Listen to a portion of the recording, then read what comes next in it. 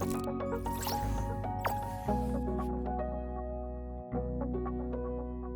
everyone. I'm Priscilla Oehlert, Director of the Bachelor's Degree in Insurance and Risk Management program at the University of Houston downtown.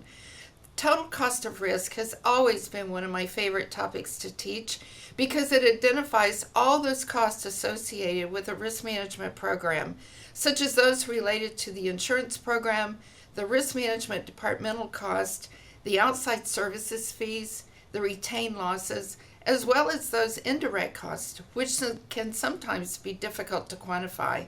When I began employment at Rental Service Corporation, it had only 40 rental locations in Florida and Georgia. And then when I left 10 years later, it had over 500 locations in the US, Mexico, and Canada, making it the second largest equipment rental company in the industry. In the beginning, when the company was much smaller, TCOR was absorbed at the corporate level. But then as it grew, then TCOR was calculated and allocated at the divisional level. Once a year, I would give a presentation to the board of directors related to our risk management program, the initiatives, the objectives, as well as TCOR. And the TCOR was literally the most important part of the presentation because with it, then executive decisions could be made as to how to decrease that. It was calculated as a percentage of the total revenue and then compared year over year so we could see how we were doing. In the meantime, the risk management team and I would meet with the executive management of the divisions to discuss TCOR since it was being charged to their P&L.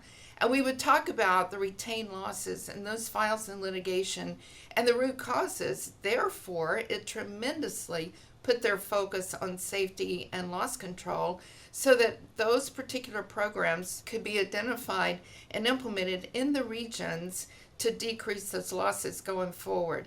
It also provided data for the employee incentive program, as well as it helped them understand the various insurance coverages.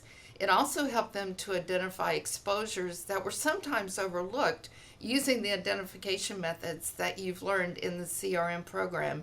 And then it helped with benchmarking their division's TCOR against others, creating a competitive nature. The saying goes, if it can't be measured, it can't be managed. So if TCOR is not measured for a risk management program, then it absolutely cannot be effectively managed or be successful.